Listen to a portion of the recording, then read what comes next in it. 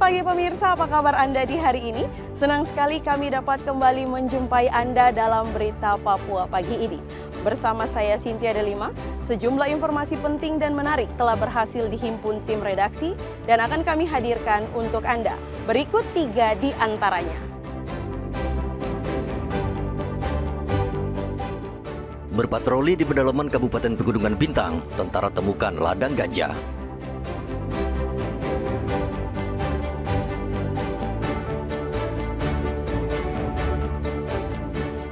Sekolah di blokade pemilik tanah, ribuan siswa SMA Negeri 3 Merauke terlantar.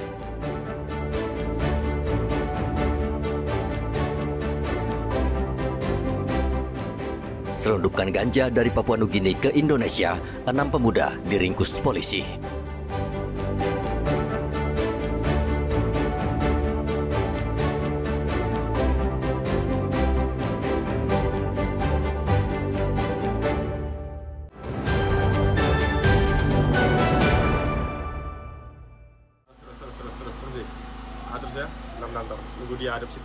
Satuan Tugas Yonif 751 menemukan ladang ganja di Dusun Ngutok, Kampung Kabiding, Kabupaten Pegunungan Bintang pada hari Selasa.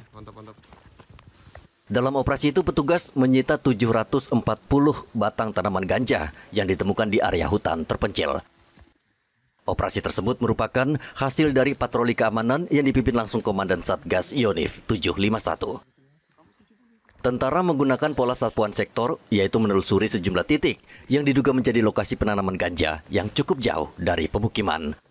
Saat penggerebekan, pemilik ladang ganja diduga sudah melarikan diri. Dan Satgas Yonif 751 Letkol Erwan Harliantoro mengatakan penemuan ini merupakan bukti nyata sinergi antara satuan keamanan dalam menjaga wilayah perbatasan serta memberantas peredaran narkotika. Kami melaksanakan patroli penyergapan kebun ganja milik masyarakat. Di sini kami menghimbau khususnya masyarakat di Kabupaten Pegunungan Bintang agar menghentikan penanaman pohon ganja karena dapat merusak moral generasi anak bangsa kita. Contohnya ini. Nah, ini ketinggian sekitar 1,5 sampai 2 meter, sudah cukup besar. Ini sudah siap panen. Kalau hal ini terus dilaksanakan oleh masyarakat atau oknum-oknum yang kurang bertanggung jawab, maka akan sangat merusak generasi-generasi muda kita. Kami mohon sekali lagi untuk segera dihentikan penanaman pohon ganja di Kabupaten Pegunungan Bintang. Ganja tersebut akan diserahkan ke Polres Pegunungan Bintang. Tentara mengimbau warga tidak menanam ganja karena mereka bersama kepolisian tidak mengampuni siapapun yang kedapatan menanam atau mengedarkan barang terlarang itu.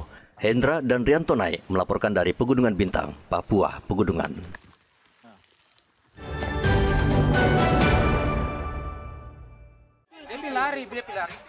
Kecelakaan lalu lintas yang terjadi di Kampung Buti, Kabupaten Merauke beberapa waktu lalu akhirnya memasuki babak baru. Polisi akhirnya menetapkan sopir minibus sebagai tersangka. Ia dianggap bertanggung jawab atas tewasnya seorang ibu dan anaknya dalam kecelakaan lalu lintas. Kecelakaan maut terjadi pada Minggu pagi dan menjadi viral di media sosial. Warga mengecam tersangka karena mengemudikan minibus ugal-ugalan. Dari hasil olah TKP dan keterangan saksi, polisi memastikan tersangka berinisial RM lalai dan mengemudikan kendaraannya melewati batas kecepatan. Jadi kepada tersangka sudah kita perlakukan proses penahanan, ya, sudah terbit SPH-nya.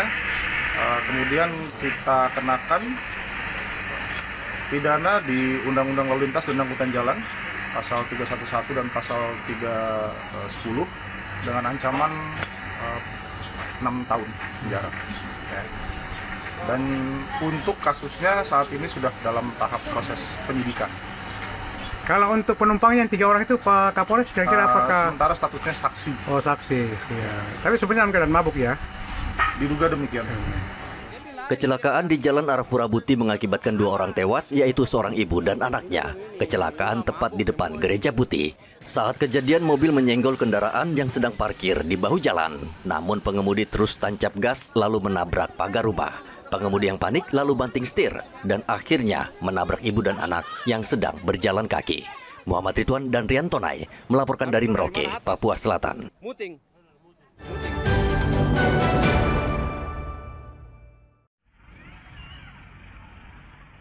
Upacara peringatan Hari Santri Nasional ke-11 tahun 2025 di Kabupaten Merauke berlangsung hikmat pada hari Rabu. Kegiatan berlangsung di lapangan Kapsul Waktu Merauke dan dihadiri ribuan santri dari berbagai pesantren dan lembaga pendidikan Islam. Wakil Bupati Merauke Faujuni Haya bertindak selaku inspektur upacara dalam momen peringatan Hari Santri Nasional ke-11. Dalam amanatnya, Wakil Bupati menegaskan santri merupakan bagian penting dalam sejarah perjuangan bangsa, khususnya dalam merebut dan mempertahankan kemerdekaan Indonesia. Ia juga mengatakan santri adalah potensi dan aset bangsa yang terus dikembangkan agar menjadi garda terdepan dalam membangun negeri. Kegiatan hari ini tentu tidak hanya sekedar kegiatan biasa, tetapi bagian dari refleksi kemerdekaan kita semua. 10 tahun Hari Santri diperingati adalah wujud refleksi. Bagaimana santri punya peran yang sangat luar biasa yang saat itu dipelopori oleh Ki Haji Hashim Asy'ari, pendiri Nahdlatul Ulama. Beliau menggaungkan resolusi jihad yang kemudian memfatwakan bahwa kemerdekaan harus diperjuangkan dan hukumnya wajib. Nah, keterlibatan santri tentu sangat luar biasa dengan berbagai hal yang dilakukan dan juga santri punya peran-perannya yang sangat strategis saat ini. Upacara ini diikuti ribuan santri yang berasal dari berbagai pesantren dan sekolah Islam di wilayah Merauke. Peringatan Hari Santri Nasional tahun ini mengusung semangat meneguhkan peran santri dalam menjaga NKRI serta menumbuhkan nilai-nilai keagamaan dan cinta tanah air. Muhammad Ridwan dan Rian Tonai melaporkan dari Merauke, Papua Selatan.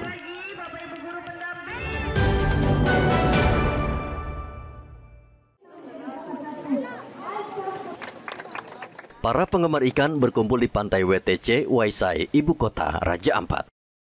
Mereka menikmati ikan segar hasil tangkapan nelayan setempat di Festival Pesona Raja Ampat dan Gemar Makan Ikan yang digelar pada hari Selasa. Untuk memeriahkan festival, 10 ton ikan laut segar hasil tangkapan nelayan lokal dihidangkan dalam acara ini.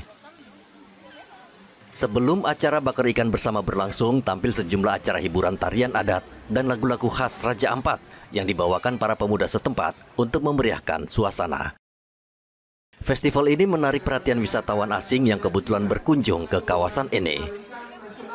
Wakil Gubernur Papua Barat Daya, Ahmad Nausrau, berharap festival bisa mendorong orang untuk gemar menyantap ikan dan mendorong kemajuan pariwisata di Raja Ampat.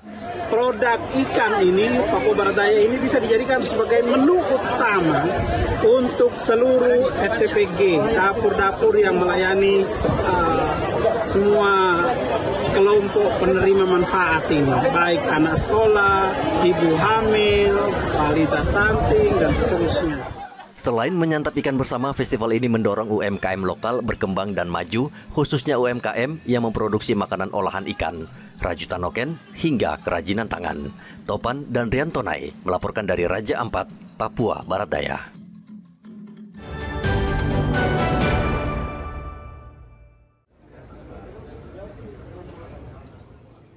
Aksesoris ini merupakan bagian dari satwa langka yang dilindungi. Barang-barang ini menjadi bisnis menguntungkan hingga ratusan juta rupiah. Salah satunya adalah aksesoris dari burung langka, mahkota cendrawasih, yang hanya ada di tanah Papua.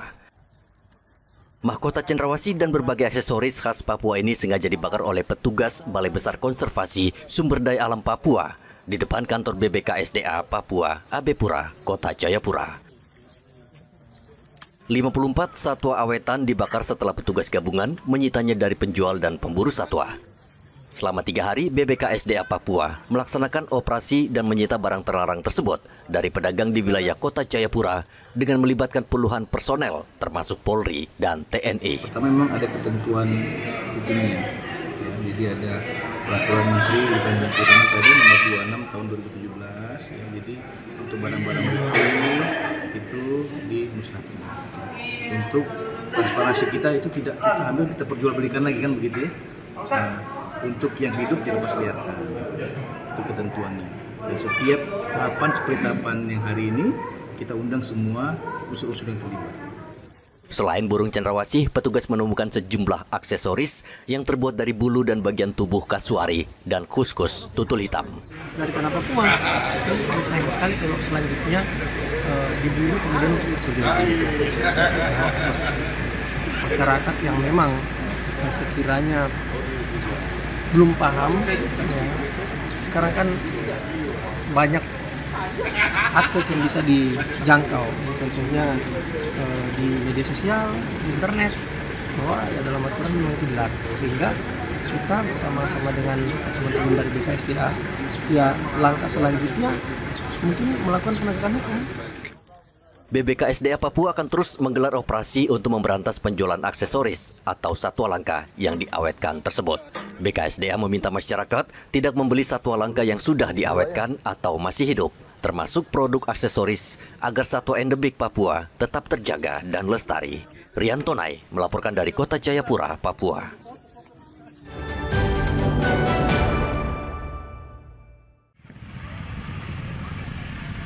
Ribuan siswa SMA Negeri 3 Merauke terlantar dan tidak dapat mengikuti proses belajar mengajar karena ulah sekelompok orang yang memalang jalan masuk ke sekolah pada hari Rabu. Pemalangan sekolah terjadi ketika siswa mulai berdatangan untuk belajar. Sekelompok orang yang mengaku pemilik tanah tiba-tiba datang dan memalang pintu masuk sekolah, sehingga siswa akhirnya tidak bisa belajar dan hanya berdiri di sepanjang jalan Kamisaun. Siswa bingung dan kecewa karena kasus pemalangan ini berulang lagi. Kabarnya sudah 4 kali terjadi dalam setahun terakhir. Dari jam berapa di sini tadi? Dari jam setengah 6. Setengah 6 ya, sampai dengan sekarang belum masuk ini ya? Belum. Ini sekolahmu kenapa ini memang? Dapat palang. Dari pemilik tanah ya? Ya, pemilik tanah tiap semester ya. Oh, ini sudah berapa kali sejak ini? Sudah kurang 8 kali. 8 kali ya. Nah, Novi, kira-kira keinginanmu seperti apa sih? Keinginan saya untuk bupati, maksudnya supaya bisa perhatikan, maksudnya tiap tahun kita, tiap semester kita begini juga kita rasa risih. Agar diselesaikan ya dengan pemilik tanah, dengan Pemda ya. Ya. Dari jam 6. Jam 6 ya? Ya. Sampai sekarang ini belum masuk ya? Ya. Ini kenapa memang sekolahmu nih? Tidak tahu, biasa kita dapat. Di Palang ya? Ya. Ini yang keberapa kali nih? Baru dapat pertama. Baru pertama kali nih ya? Oke. Nah, dia mau seperti apa ini sekolah ini kan di Palang terus? Saya mau minta solusi dari sekolah sama pemerintah. Supaya diselesaikan gitu ya? Ya. Pemilik tanah mengaku terpaksa bertindak karena pemerintah belum membayar ganti rugi tanah mereka senilai 13 miliar rupiah. Menurut mereka, selama ini pemerintah hanya memberi janji. Sudah berapa kali Bapak Palang ini? 4 kali. 4 kali. Ini kenapa? Memang belum ada realisasi kah? Belum ada sampai hari ini. Jadi saya minta untuk pemerintah selesaikan sesuai dengan permintaan saya 13 miliar. 13 miliar. Luas berapa tanah ini Bapak? 3 lebih, hampir 4. Hampir 4 hektar ya? Iya. 2.700. Jadi tiap kali cuma dijanji saja? Iya. Bapak, jika saja tidak ada realisasi dari pemerintah daerah dengan pihak sekolah terkait dengan janji mereka ini, nah Bapak akan melakukan pemalangan sampai dengan kapan ini? Sampai mereka bayar. Baru parah. Jadi ini akan dipalang terus ya? Dipalang terus. Hingga saat ini belum ada keterangan resmi dari pihak pemerintah kabupaten maupun dinas terkait. Siswa dan orang tua mendesak pemerintah agar masalah ini segera diselesaikan, mengingat aktivitas belajar mengajar terhenti total dan mengganggu masa depan anak-anak. Muhammad Ridwan dan Rian Tonai melaporkan dari Merauke, Papua Selatan.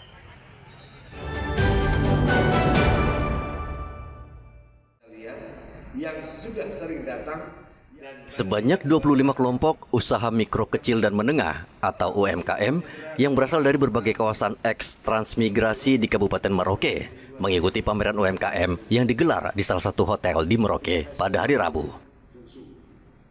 Kegiatan ini berlangsung bersama dengan sosialisasi pelaksanaan program transmigrasi di wilayah tersebut.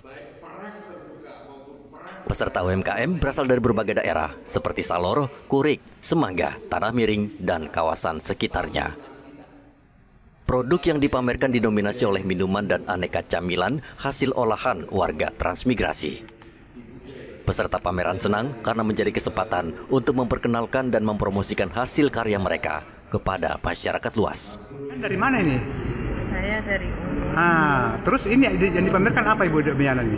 Minyak kelapa dan rajutan. Itu khasiatnya seperti apa itu? Minyak kelapa tuh bisa buat urut, minum. untuk pengobatannya. Ya, Ibu Damiana, ini kan pameran yang Anda ikuti. Kira-kira bagaimana tanggapan Anda dengan pameran ini? Saya senang sekali pameran ini karena bisa memamerkan produk-produk saya. Dari Kampung Gurum ya.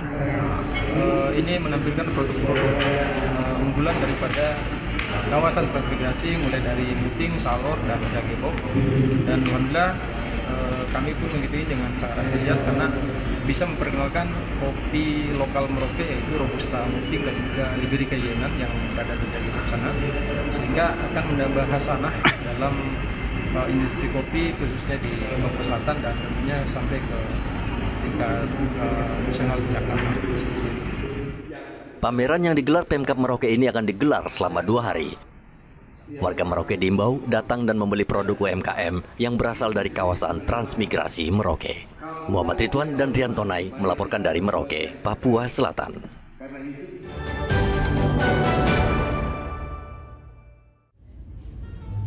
Polda Papua terus memperkuat ketahanan ideologi di lingkungan Polri. Ratusan ASN dan personel Polda Papua mengikuti pembinaan penanggulangan dan pencegahan radikalisme serta intoleransi yang berlangsung di salah satu hotel pada hari Rabu. Sejumlah narasumber dihadirkan untuk memberikan materi pentingnya membentuk wawasan kebangsaan dan menolak segala bentuk paham yang bertentangan dengan ideologi Pancasila. Kabid Humas Polda Papua Kombes Cahyo Soekarnito mengatakan radikalisme dan intoleransi merupakan ancaman serius yang harus dicegah sejak dini, baik di internal Polri maupun di tengah masyarakat. Bahwa kegiatan ini dimaksudkan sebagai langkah strategis dalam memperkuat ketahanan ideologi di lingkungan Polri dan masyarakat, sekaligus bertujuan untuk meningkatkan pemahaman dan kewaspadaan para personel Polri terhadap bahaya radikalisme dan intoleransi. Dalam kegiatan ini dihadiri 141 personil, baik pejabat Polda Papua, personil dari Polres dan jajaran, serta Bintara Angkatan 52. Dengan menghadirkan narasumber akademisi dan FKUB Provinsi Papua. Dan Kepolisian Daerah Papua menghimbau kepada seluruh elemen masyarakat untuk kita tetap menjaga persatuan dan kesatuan dan mewaspadai bahaya radikalisme dan intoleransi yang senantiasa tumbuh di tengah masyarakat. Kabid Humas mengimbau seluruh personel dan ASN Polda Papua dapat menjadi garda terdepan dalam menolak paham radikal dan menjaga keutuhan NKRI. Rian Tonai melaporkan dari Kota Jayapura, Papua.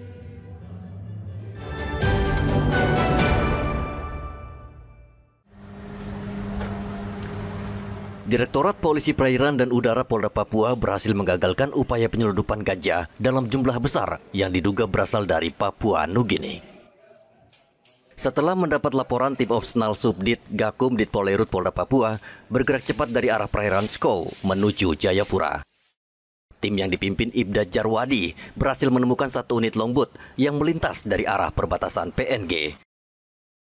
Saat akan diperiksa, 6 orang berusaha melarikan diri dengan meloncat ke laut. Petugas bertindak sigap serta melakukan penyelamatan dan berhasil mengamankan keseluruhan pelaku serta barang bukti ganja dalam jumlah besar.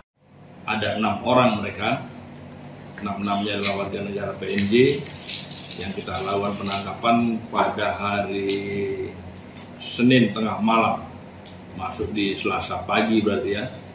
Para tersangka ini sudah dalam lidik memang pengembangan informasi, menyelundupkan atau membawa masuk narkotika jenis ganja kering sebanyak 14 kilo, 700 gram. Kita jadikan 6 LP mereka karena masing-masing orang ini punya peran dan punya barang bukti sendiri-sendiri. Dari hasil pemeriksaan, 4 dari 6 pelaku merupakan warga negara Papua Nugini, sedangkan 2 lainnya berasal dari Kota Jayapura. Petugas menyita puluhan kilogram ganja kering siap edar yang diduga akan diperdagangkan di wilayah Jayapura dengan sistem barter menggunakan motor dan barang elektronik. Seluruh pelaku dan barang bukti saat ini telah dibawa ke markas Ditpolairut Polda Papua untuk penyelidikan lebih lanjut. Polda Papua menegaskan akan terus memperketat pengawasan di jalur laut perbatasan untuk mencegah penyeludupan narkotika dari luar negeri. Keberhasilan ini sekaligus menjadi peringatan keras bagi jaringan penyelundupan narkotika lintas negara yang masih beraktivitas di wilayah perairan Papua. Arthur dan Riantonai melaporkan dari Kota Jayapura, Papua.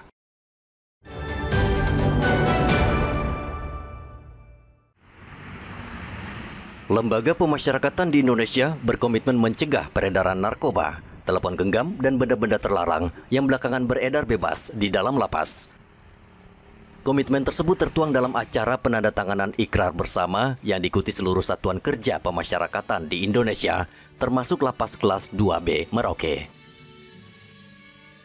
Kepala Lapas Merauke Dewanto mengatakan ikrar perang peredaran narkoba merupakan wujud kerjasama dan tekad lembaga pemasyarakatan untuk meningkatkan pengawasan serta pelayanan di dalam lapas. Dalam Zoom ini kegiatannya yaitu penandatanganan komitmen bersama jajaran pemasyarakatan dalam rangka memperkuat komitmen seluruh jajaran pemasyarakatan terhadap upaya pemberantasan peredaran gelap narkotika, handphone, dan barang terlarang lainnya. Gitu. Ini sebagai bukti nyata kesungguhan petugas pemasyarakatan dalam menjaga integritas dan profesionalitas di lingkungan lapas. Jadi kita semua seluruh Indonesia mengikuti, dipimpin langsung oleh Bapak Direktur Jenderal Pemasyarakatan. Dalam razia lapas yang berlangsung di seluruh Indonesia, petugas menemukan banyak barang terlarang di dalam lapas, seperti ponsel, narkoba, dan lain sebagainya. Barang-barang ini sesuai aturan tidak diperkenankan masuk ke dalam lapas karena bisa membahayakan penghuni lapas dan orang lain. Melalui ikrar bersama ini, seluruh lapas di Indonesia berupaya mencegah dan memperketat masuknya barang terlarang agar lapas benar-benar bersih dari peredaran narkoba dan barang terlarang. Muhammad Ridwan dan Riantonai melaporkan dari Merauke, Papua Selatan.